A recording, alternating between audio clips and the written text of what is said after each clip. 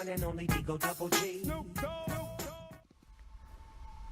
The myth of Achilles originates solely from Greek mythology, mentioned in the Achilles. This poem was written to serve as a foundation for the myth, presenting the life of Achilles until his death. Representing a typical hero's tale, the myth should be told from the perspective of understanding Achilles' life as a whole, introducing him from birth and serving as a guide to his whole existence. So part 2 focuses on the different versions of the myth. There are 2 main versions, both begin pretty much the same way.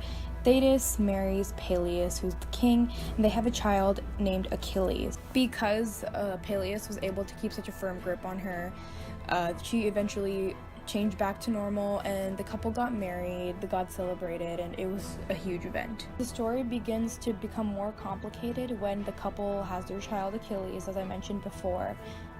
Basically, Thetis is determined to make her child immortal. However, this is where the 2 versions of the story kind of differ. The main difference in the versions is how she goes about trying to make her son immortal. What happens in the more popular version is that Thetis, in secret from Peleus, bathed Achilles in the water of the Styx, which is the river of Hades. It's actually a very popular, well-known river in Greek mythology and history. The water of the Styx had the ability to make everything invulnerable. Nevertheless, the heel by which Thetis held her child did not get touched by the magic water and remained vulnerable. This part of the myth is very crucial because it is kind of where the whole idea of Achilles' heel comes from. It's the fact that because she was holding him by his heel and dipping him in the water, the one part of his body that did not get touched was obviously his heel. And that's a very popular concept when it comes to Achilles' his heel and the invulnerability that comes with that. Thetis actually ends up abandoning Achilles because she's frustrated. She wants her son to be immortal, and yet she thinks it's just not working. In the end, Peleus delivers a child to the centaur Chiron, the same centaur that was warning and advising Peleus. The centaur actually ends up pretty much raising Achilles and teaching him all the wisdom he has, like resistance to evil passions and resistance to pain, along with many other things that make Achilles who he was. However, in the alternate myth, it is said that the way that she tried to make Achilles immortal is that she buried the child in the fire to destroy the mortal element in his nature that came from his father, and then rubbed him with ambrosia. Peleus always tried to keep a watch on Thetis due to the warnings and advice he would get from the centaur, so he actually did end up seeing the child squirming in the fire, so he shouted out and grabbed the kid, and he found that only his lips had burned and the ankle of his right foot. It has been said that the origin of the name Achilles actually derives from this version of the story, Ahilla, meaning one who has no lips. I already explained how the myths differ from source to source. Basically, the main difference was what method Thetis used to make Achilles immortal.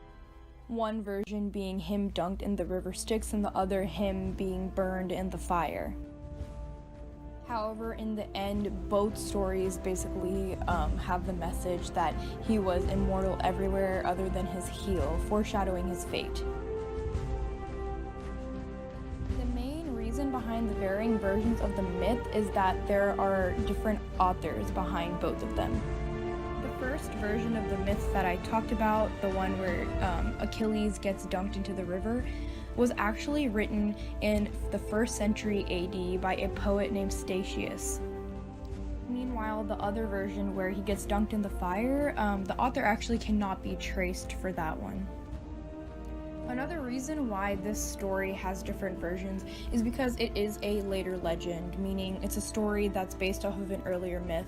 In this case, it's the Iliad, but these stories are typically created and told later on because it provides a more legitimate history to the Trojan hero Achilles, and this actually helps people better understand the meaning of why Achilles is the way he is and how he's described in the Iliad. All of this being said, I think that the most important part to take away from this specific myth is the idea of invulnerability and the fact that even a strong hero like Achilles can be invulnerable, because Even though there are different versions, we can see that there is a specific importance placed on this idea in both. One way we can describe the role of this myth is through civic life. Achilles was one of the most skillful warriors in Greek mythology. However, his heel was his only weakness. Today we use the term Achilles' heel to describe a fatal weakness, no matter how powerful or skilled a person can be. We also use the term in human anatomy, such as the Achilles tendon. Achilles was worshipped in many other places around the ancient world, like Croton in South Italy, Laconia and Elis in the Peloponnese, Asplaya in the Cyclades, and Eurythai in Asia Minor. Little is known about these cults, however, it shows that the worship of Achilles was not confined to one place. What is most puzzling is the popularity of the cult of Achilles among the Greeks who settled along the northern coast of Euxine, around the sailors who traveled in this area. People draw graffiti and draw on discs made from pottery fragments. They are meant to preserve the name of Achilles and were votive offerings to him. They did not much evolve over time at all. The way they were made possibly changed due to technological advancements, but however, they were all worshipped the same exact way. The birth of Achilles serves as a true foundation for the character, and gives him reason in the more popular tale, the Iliad. This introduction through the Achilles gives Achilles meaning and direction in life, presenting him in an understandable manner. A major lesson from the story is the concept that even the strongest fall down, which is emphasized by the mortal aspect of such a godly being. Achilles is one of the greatest heroes ever created. He was regarded very highly with the likes of Odysseus, Marcus, Cassius Savoca, and Hercules. In fact, his story still resonates with our time.